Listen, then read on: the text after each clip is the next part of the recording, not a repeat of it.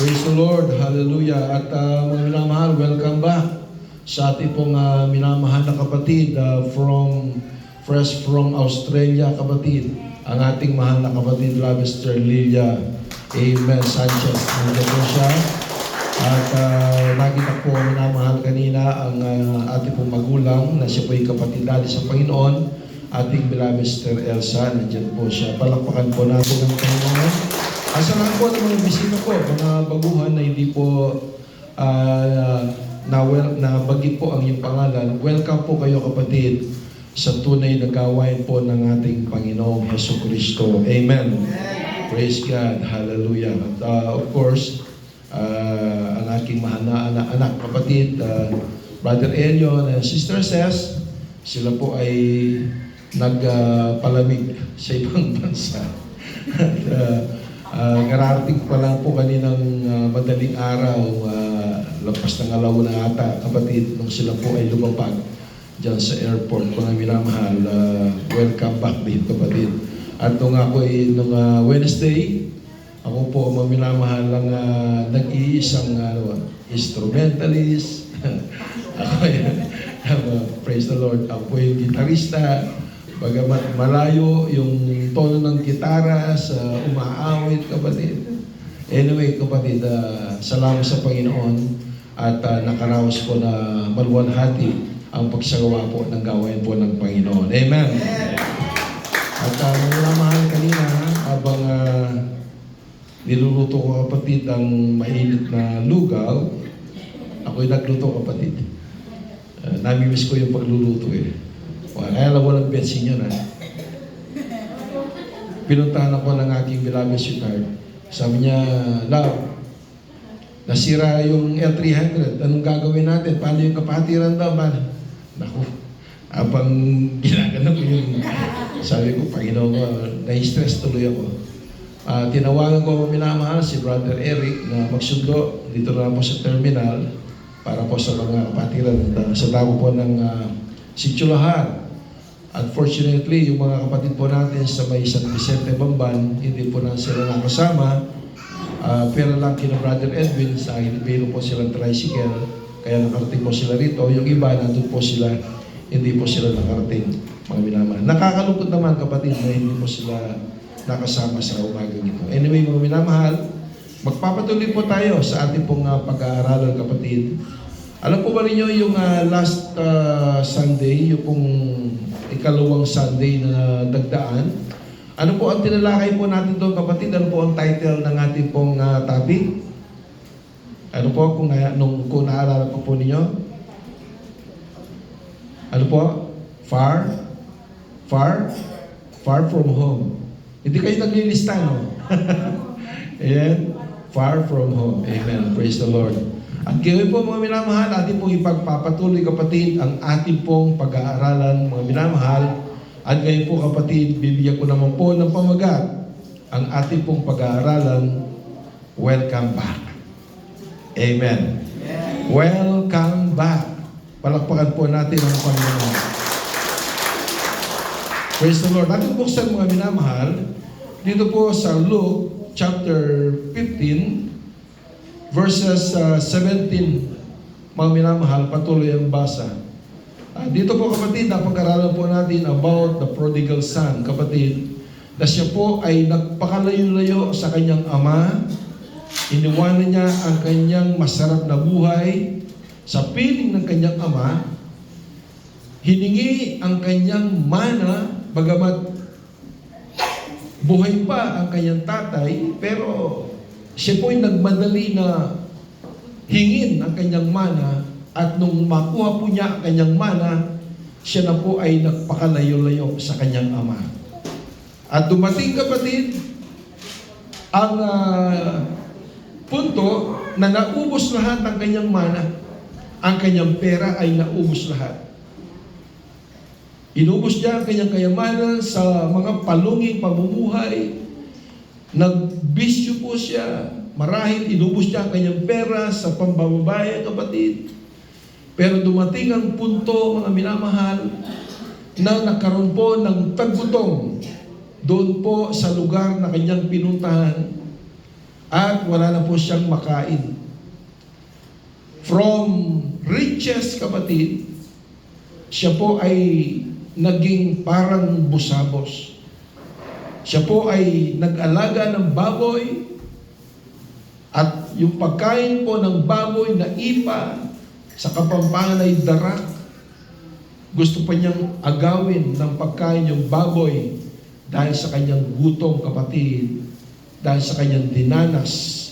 Mga minamahal, doon po sa malayong lugar na kung saan lumayo siya sa kanyang ama. Pero ngayong araw po ito, kung minamahal, ang tao ito ay nagdesisyon na siya po ay bumalik sa kanyang ama. Kaya po, kapatid, muli po ang title ng ating pag-aaralan, Welcome Back. Sabihin po natin sa ating mga kapatid, sa ating katabi, welcome back. Kasi mga minamahal, kaya sinabi ko welcome back, ang minamahal, sa araw-araw ng ating mga buhay, tayo po ay nagkukulang, tayo po ay nagkakamali sa ating Panginoon, tayo nanlalamig sa paglilingkod sa Diyos. I don't care, mga minamahal, kung ikaw ay naging backslider. I don't care kung ikaw ay nanlamig sa paglilingkod sa Panginoon. I don't care kung kahapon o nung isang araw, ikaw ay naglasing, ikaw ay uminom, ikaw ay nagsugal. Ang importante ngayon, kapatid, ikaw ngayon ay narito. Welcome back!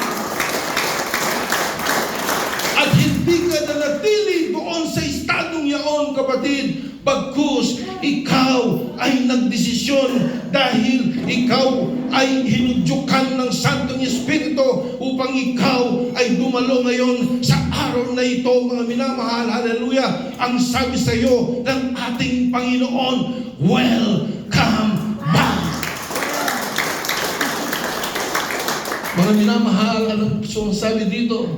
Luke chapter 15 verse 17, datapwat nang siya'y makapag-isip, ay sinabi niya, ilang mga alilang upahan ng aking ama ang may sapat at lumalabis na pagkain, at ako rito'y namamatay ng gutom.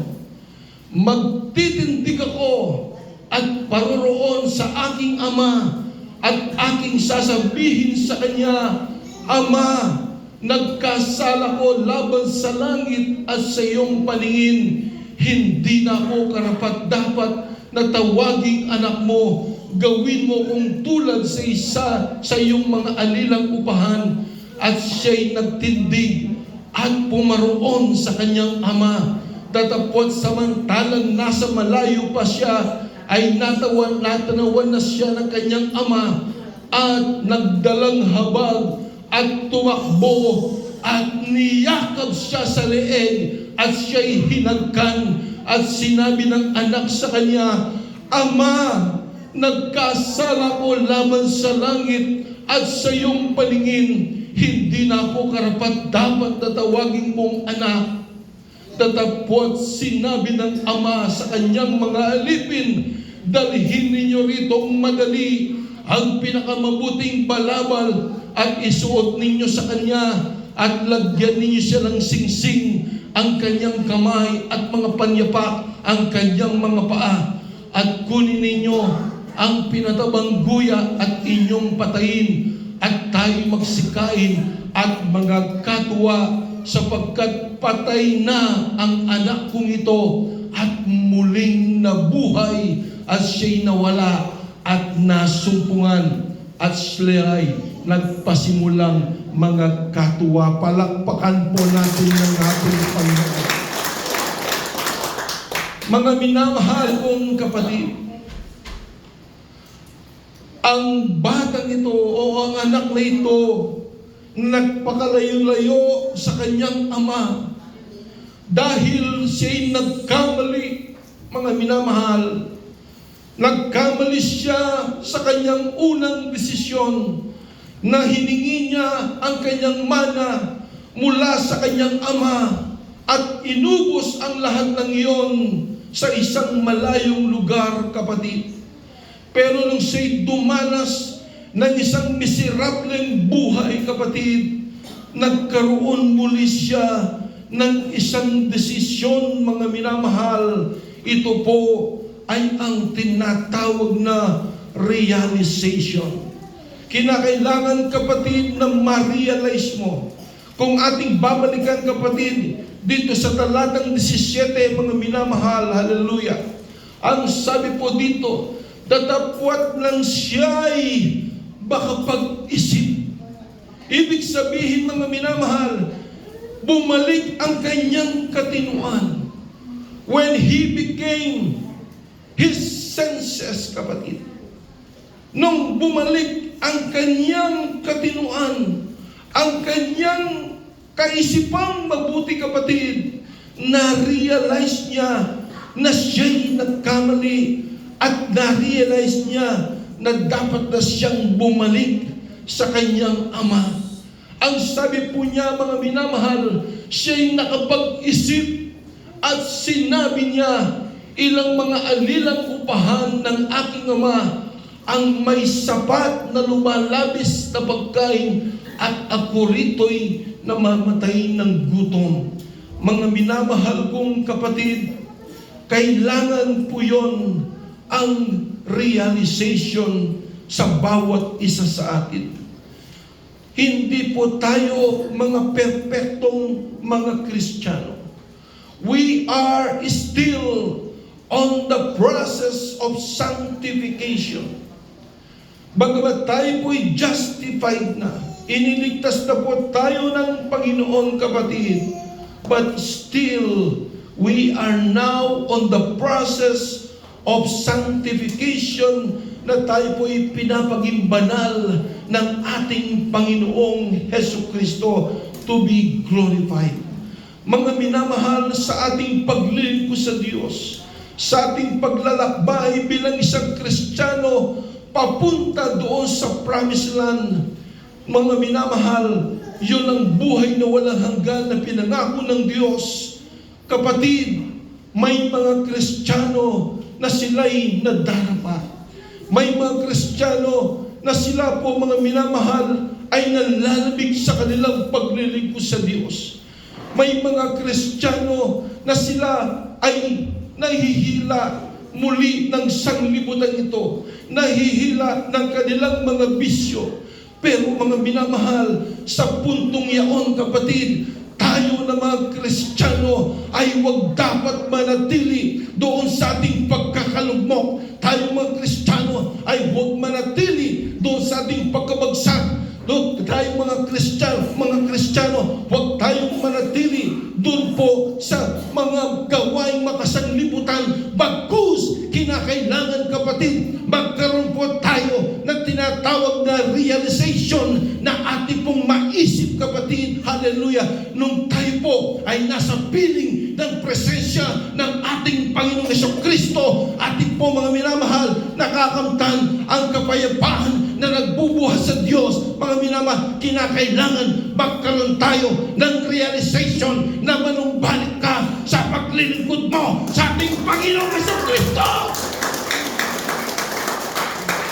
Huwag manatili sa iyong pagkadapa, sa iyong paglilingkod sa Diyos.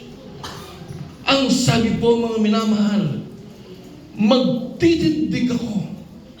Ito po, mga minamahal, yung una, realization. Pangalawa, kapatid, resolution. Amen? Amen. Kinakailangan magkaroon tayo ng resolution. Isang solusyon na dapat nating gawing hakbang, kapatid. Ano po yun, mga minamahal? Ikaw ngayon ay kinakailangan magdesisyon na malumbalik ka sa iyong Ama na nasa langit. Amen? Kagaya po nito, kapatid, ng prodigal son na ito, nagkaroon ng realization pagkatapos nagkaroon siya ng resolution. Ang sabi po niya, magtitindig ako. Yung kapatid, ang solusyon, ang resolution. Magtitindig ako at paroon sa aking Ama at aking sasabihin sa Kanya, Ama, yun, natutulog siya yun.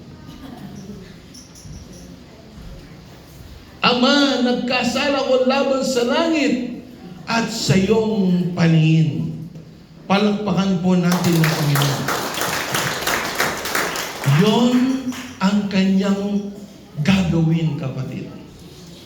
Nagdesisyon siya habang siya po'y malayo sa kanyang ama, na ito ang aking gagawin. Ako'y magtitindig, ang sabi niya, at ako'y paroon sa aking ama, at sasabihin ko sa aking ama, ako'y nagkasala laban sa langit at sa iyo, ama. At ang sabi po niya, hindi na ako karapat-dapat, ama, na tawagin mo pang anak. Gawin mo na lamang akong isa sa tulad sa iyong mga alilang upahan. Tinatanggap na po niya sa kanyang sarili. Bagamat siya po ay anak ng kanyang ama, pero sa puntong ito, kapatid, nandun na po ang kanyang humility, ang kanyang pagpapakumbaba sa harapan ng kanyang ama, na sasabihin po niya, maging kapatid, kahit na itakwil na siya bilang isang anak at gawin na lamang pong isang upahan o servant, kapatid, payag na rin po siya. Yon ang kanyang resolusyon na gusto niyang gawin, kapatid. Pero mga binamahal, hallelujah, nung gawin po niya, kapatid, isang araw, nandun na siya. Nandun na ang kanyang gagawin, kapatid.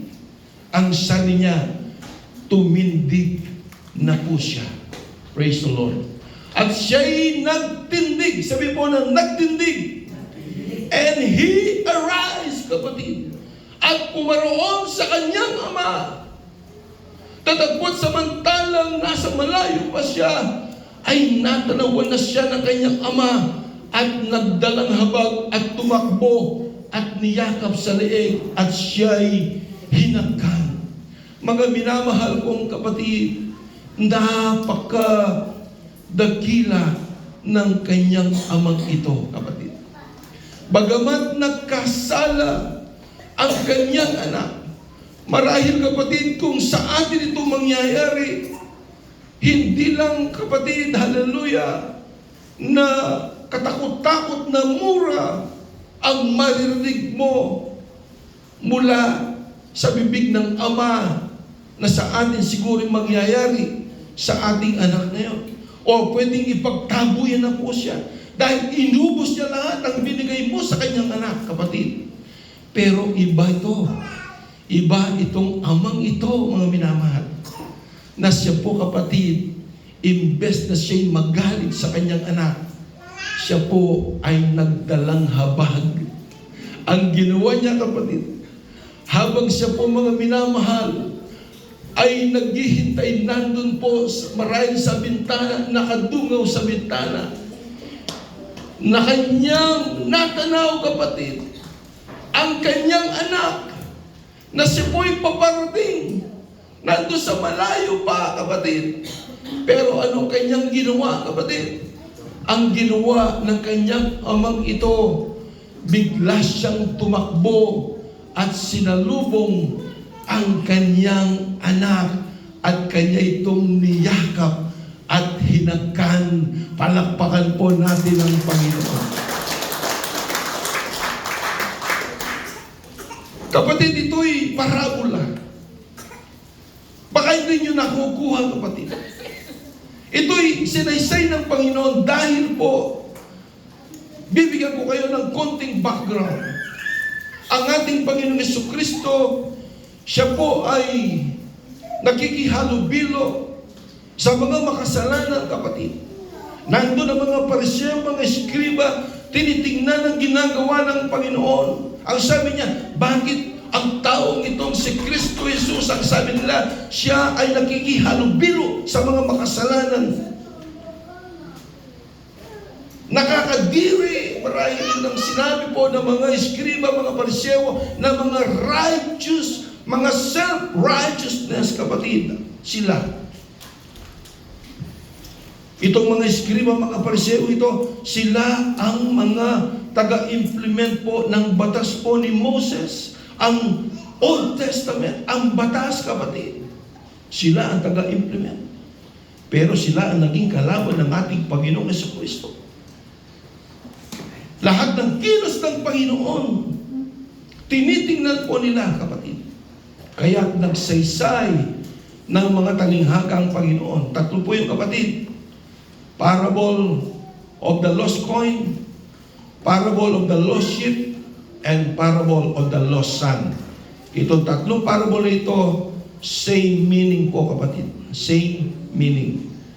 Ito po, kapatid, ay sinaysay ng Panginoon upang ipamanas at iparinig sa kanila, bagamat hindi nila naintindihan, kapatid, ng parable na ito. Tayo po ay nawala, pero tayo po'y hinanap at nasupungan ng Panginoon. Tayo po'y nawala, pero mga minamahal, tayo po ay muling ibinalik ng Diyos. Tayo po mga minamahal ay nawala, pero imbes na magalit ang ating Amang na nasa langit, nandyan pa rin po ang pagmamahal po niya sa bawat sa atin. Palakpakan po natin. Mga minamahal, marahil, kapatid, nung nagdesisyon na itong anak na ito, kapatid, upang bumalik sa kanyang ama, marahil nandun, mga minamahal, iniisip niya, nakakahiya. Marahil, sasabihin po niya na nakakahiya ang aking ginawa. Hindi na ako karapat-dapat na makita pa ng aking mga kaibigan dahil nakakahiya. Dahil sa kanyang estado. Imagine, mayaman siyang umalis, pero nung babalik po siya, siya po'y isang busamos. At marahil, mga minamahal, itong diablong ito, kapatid, palaging binubulong-bulong sa kanya na huwag ka nang babalik, nakakaya. Ang ginawa mo, nakakaya, huwag ka na, hindi ka nakarapat-dapat doon. Nakakaya. Marahil ganon, kapatid, ang bulong ng diablo para hindi ka bumalik sa gawain paglilingkod mo sa ating Panginoon. Pero mga minamahal, pwede mong sagutin ang diablo. Sabihin mo sa kanya, mas mapalad ako sa iyo, Satanas, dahil ikaw, Satanas, ay nagkasala, pero ako rin ay nagkasala, pero ako'y pinatawad ng Diyos. Ikaw, nagkasala ka, hindi ka pinatawad ng Diyos, pero ako, nagkasala ako, pero ako'y patatawarin ng ating Panginoong Jesucristo. Sabihin mo kay Satanas, be. Praise the Lord. Palakpakan po natin ang Panginoon. Opo, mga minamahal, ang sabi ng banal na kasulatan, 1/3 of angels, kapatid, sila po ay nagaklas, lumaban sa ating Panginoong Jesucristo, mga minamahal, upang kunin, hallelujah, upang agawin ang trono doon sa langit. Pero hindi sila nagtagumpay dahil ang Diyos po natin ay makapangyarihan sa lahat. Karakadaka ora mismo, hindi man sila pinatawad itong mga angels na ito. Antimano, sila'y itinapon ng ating Panginoong Diyos dito po sa lupang ito, mga minamahal, at sa impyerno, kapatid. Itinapon po sila. Pero tayo, ikaw, ako, tayong lahat, may mga rito, mga minamahal, Brother Omar, dati-rati problema ng lipunan sa kanya, kapatid. Sabi na ang ating beloved Sister Nida, Sister Nida, hindi si Brother Omar ang magpapatotoo. Sino si Brother Omar? Kilala mo siya. Kung gusto niya yung isang bagay, hindi ba, kapatid? Mga minamahal, importante po ito. Sino si Brother Omar? Kilala niya eh. Nung hindi pa siya naglilipos sa Diyos. Brother Omar, sa mga nakaraang buhay niya, kung hahanap ka ng pinakamasamang tao, pang-sampu siya. Ngayon, marami ng pagbabago. Those were the days na nasa kadiliman. Ngayon, wala man siya sa kadiliman, nasusupungan na niya ang liwanag. Amen. Amen. At pag nakakita siya ng damit sa sampayan, sige pa. Pag may gusto siya at nakita niya, good luck kung hahanapin mo ba at dumaan siya. Ganun po siya. Ganun po siya dati.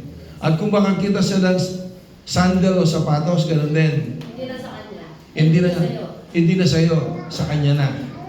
Pag pag pinabarangay siya, anong sagot niya? Tabla. Sasabihin niya, anong pagkialam nyo? Basta gusto ko to. Kaya sinuot niya. At sa kanyang patuto kanina, naiiyak po siya. Sumali rin po siya sa mga kapatid na maputik ang paa, mga LPA kapatid. Pero mga minamahal, salamat sa Diyos ngayon, siya po ay naglilingkod na sa ating Panginoon. Pinagpala siya ng Diyos, binago ang kanyang buhay. Palakpakan po natin ang Panginoon.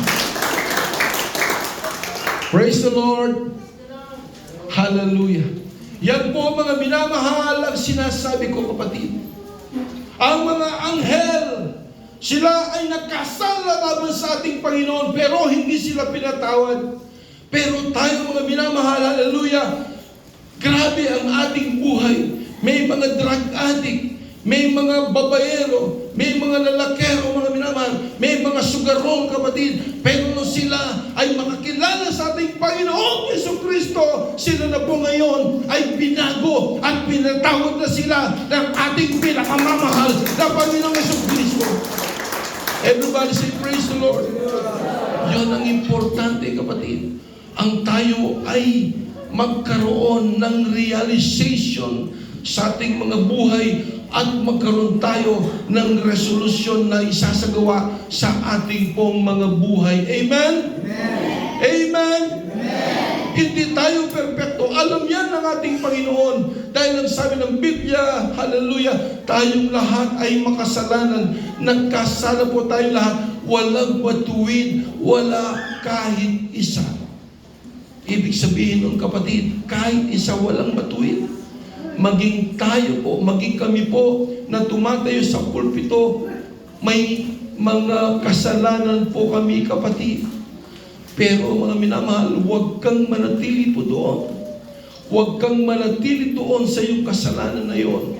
Bagkus, magkaroon ka dapat ng pagbulay-bulay sa sarili mo, yung realization at ng resolution sa buhay mo. Ang gawin mo kapatid ay ang manumbalik ka sa paglilingkod mo sa ating Ama na nasa langit. Amen. Praise the Lord. Patuloy yung basa kapatid. Hallelujah. Kanina, punta sa tayo natapos kapatid. Doon, brother yun. Ito mga minamahal. At sinabi ng anak sa kanya, Ama, nagkasala ko laban sa langit at sa iyong paningin, hindi na mo karapat-dapat na tawagin mong anak. Datapot sinabi ng ama sa kanyang mga alipin, dalhin ninyo ritong madali ang pinakamabuting balabal at isuot ninyo sa kanya at lagyan ninyo ng singsing ang kanyang kamay at ang panyapak ang kanyang mga paa at kunin ninyo ang pinatabang guya at inyong patayin at tayo'y magsikain at mga katuwa sapagkat patay na ang anak kong ito at muling nabuhay.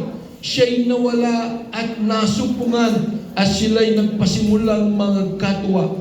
Nasa bukid nga ang anak niyang panganay at nang siya'y dumating at malapit sa bahay ay narinig niya ang tugtugan at ang sayawan.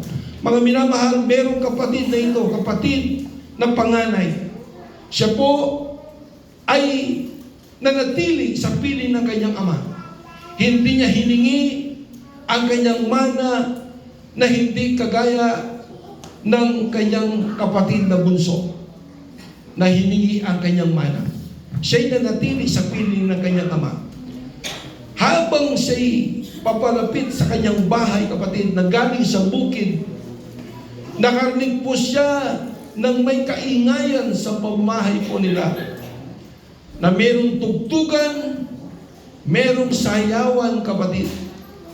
At nagtanong po siya, pinalapit niya sa kanya ang isa sa mga alipin. At tinanong kung ano kaya ang mga bagay na iyon. At sinabi niya sa kanya, dumating ang kapatid mo at pinatay ng iyong ama ang pinadabangguya dahil sa siya'y tinanggap niya na ligtas at magaling. Tatapot, nagalit siya. Sabihin po niyo, nagalit siya. Nagalit siya at ayaw pumasok. At lumabas ang kanyang ama. Sandali po, may narinig po ako nagkukwentuhan niya sa likod. Kapatid, iwasan po niyo magkwentuhan. Narinig ko po rito, kapatid. Importante po pinag-aaral po natin kung minamahal. Mamaya na po yan. At lumabas ang kanyang ama at siya'y namanhid sa kanya. Tatapot siya'y sumagot at sinabi sa kanyang ama, narito maraming taon na kita'y pinaglilingkuran at kailanmay hindi ako sumuway sa iyong utos at gayunmay hindi mo ko binigyan kailanman ng isang maliit na kambing upang ipagkatuwa ko sa aking mga kaibigan. Tatapot nang dumating itong anak mong umubos ng iyong pagkabuhay sa mga patutot, ay ipinagpatay mo siya ng pinatabangguya. At sinabi niya sa kanya, anak, ikaw ay palaging nasa akin at iyo ang lahat ng akin. Tatapot karapat-dapat magkatuwa at magsaya tayo sapagkat patay ang kapatid mong ito at muling nabuhay at nawala at nasumpungan. Palakpakan po natin ang Panginoon. Praise the Lord. Ang panganay kapatid, galit na galit. Galit na galit po siya. Ni ayaw na pong pumasok sa kanilang bahay dahil galit na galit. Dahil kanyang narinig kapatid, doon sa isa sa mga alila ng kanilang bahay kapatid, na dumating daw yung bunso at nagkatay pa ng baka ang kanyang tatay para sa kanya. Galit na galit po siya. Galit na galit. Mga minamahal, kung galit na galit yung kanyang kapatid, pero yung kanyang tatay ay tuwang-tuwa sa pagbabalik ng kanyang anak. Marahil kapatid, may mga Kristiyano po rito na walang pagkakaiba yung ugali doon sa panganay. Lahat po kapatid, nang may ugali, nakaugali ng panganay, magsabing amen. Narin po rin yung tanong. Mga minamahal, minsan may mga Kristiyano na kapag bumalik ang kapatid, ayaw niyang makita.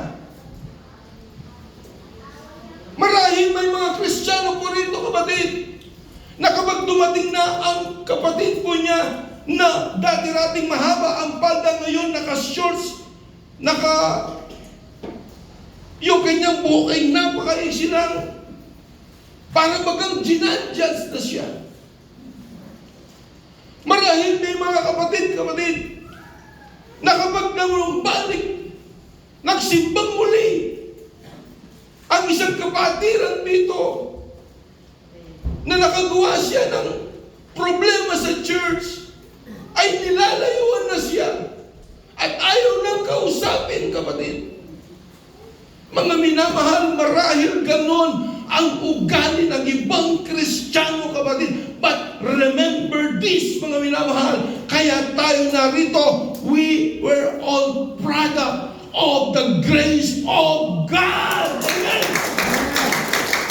Hindi tayo pwedeng mga katulan dito. Hindi tayo pwedeng, hallelujah, tingnan ang kaging kahinaan ng isang kapatid dito. No, mga minama, huwag mo titingnan ng bagay na sino ba tayo upang maghusga. Sino ba tayo, mga minama, upang magsabi ng gano'n, kapatid, kung ang ating Ama, kagaya ng parable na ito, kung ang ating Ama na nasa langit, siya'y tuwang-tuwa dahil, hallelujah, tayo'y nawala, pero ngayon, tayo'y nasumpungan ng ating Panginoon. Kung siya, kapatid, ang ating Ama na nasa langit, hindi, hallelujah, naggalit, how much more, bakit ikaw ay magagalit? Kapatid, remember, makasalanan din po tayo. Amen po ba? May mga kilala tayong church, kapatid. Dati-rati mahaba ang buhok po natin, mga kababayan, mahaba ang panda. Pero nung dumating sa church, maiksi na yung buhok, naka-makeup na, nakapantalon na, mga minamahal. Ayaw nang kausapin para sino ka ba upang husgahan mo ang iyong kapatid, mga minamahal? Kung ang ating Ama na nasa langit ay pinatawad tayo at sinalubong tayo, alam mo ba, kapatid, hallelujah, papasok ka pa lamang doon sa kanto dito, papasok sa church, mga minamahal, nung natanaw ka na ng ating Amang Diyos na nasa langit, tuwang-tuwa ang ating Panginoon at ikaw na ay sinalubong ng presensya ng Panginoon. Hallelujah! Everybody say, praise the Lord! Invest na, mga minamahal. Kung ano ang maririnig mo, just miss, uy, tingnan mo, ang kapal naman ng mukha niya. Oh, kapatid, iwasan po natin yung ganon. Tandaan po ito, produkto tayong lahat na narito ng habag at biyaya ng Diyos. Amen? Amen? Tayong lahat ay makasalanan. Kaya wala tayong karapatang maghusga sa mga kapatid po natin. Manapa, kapag nakita mo ang kapatid mo na nawala siya, hallelujah, ang gawin mo, kagaya ng ginawa ng kanyang ama dito sa parable na ito, yakapin mo siya. Sabihin mo sa kanya, welcome back. Hallelujah!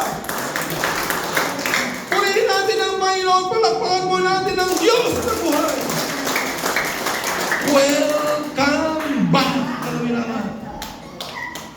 Siya'y nagpakalayo-layo, far from home, nagpakalayo-layo sa presensya ng kanyang ama.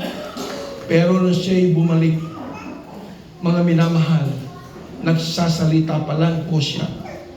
Brother June, doon ka, ikaw yung anak. Doon ka, kapatid. Doon ka sa pinto. Brother June na Alfonso, Brother June Alfonso, doon ka. Mag-illustrate po tayo rito para makuha po niyo yung message. Diyan lang ka, diyan lang, Brother June. Brother Raji, ikaw yung tatay dito. Dito ka. Brother Raji, dito ka. Kasi kung hindi natin ilalagay sa pelikula, baka hindi nyo maintindihan. Ayan. Kapatid, bigyan mo ng upuan si Brother Raji. Yan, dito niya ka lang, Brother Raji. Upo ka dyan. Tapos, upo ka dyan. Magsalukbaba ka. Yung gano'n. Parang malungkot ka, Brother Raji, no?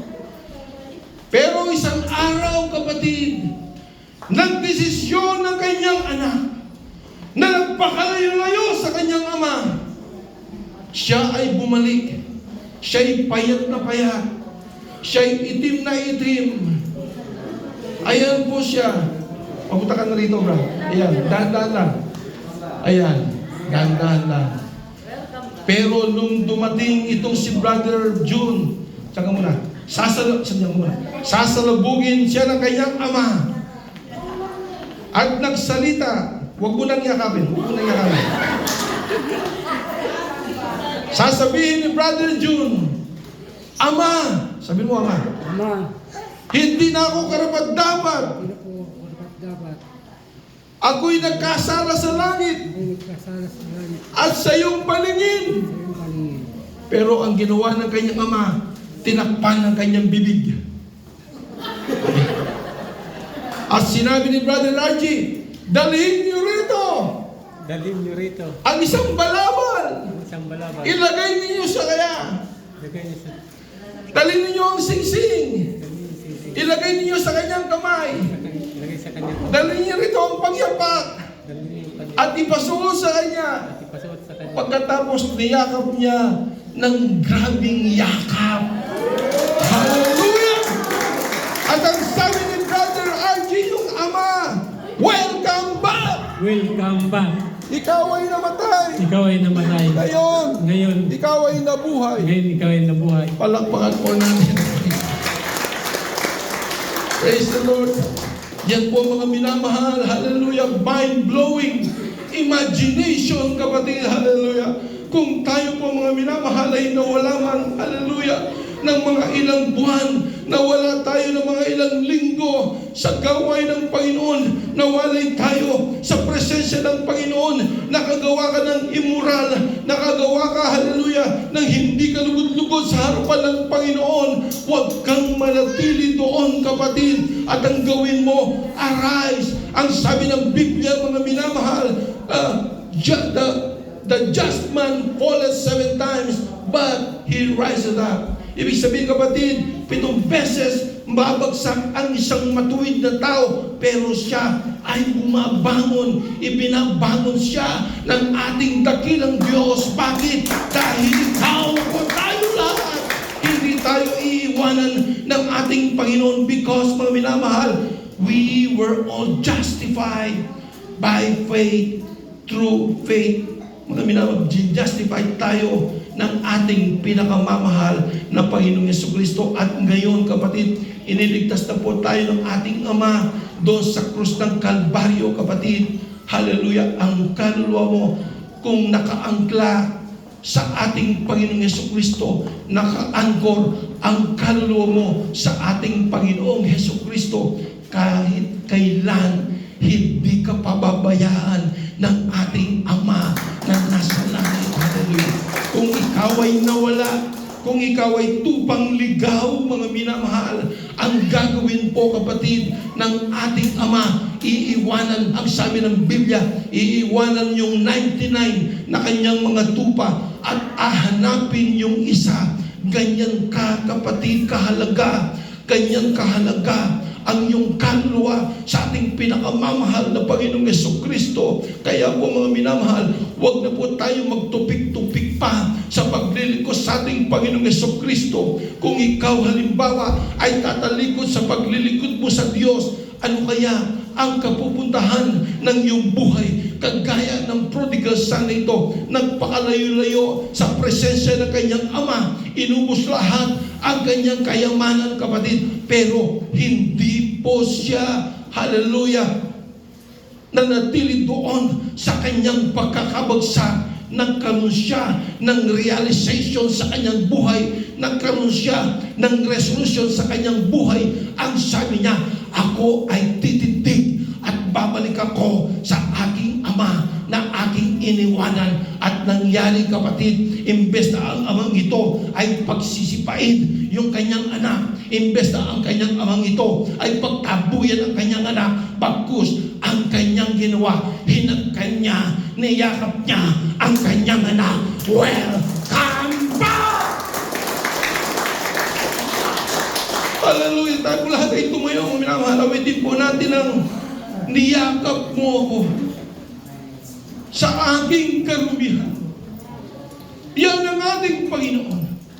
Niyakap tayo ng Diyos sa ating karumihan. Wala tayo, mga minamahal, ang pag-aari sa daigdig nito, kundi ang ating kasalanan.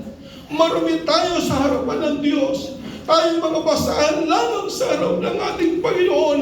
Pero nung tayo ay tawagin ng Panginoon at tayo po'y pumunta sa kanyang bahay, sambahan, kapatid, niyakap ka ng presensya ng ating Panginoong Jesucristo at pinagtawad tayo lahat ng ating Panginoong Jesucristo. Hallelujah! Hallelujah! Puri ka, Panginoon.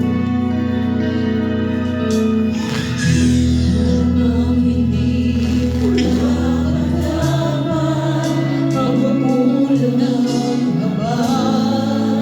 At wagasong ang sila.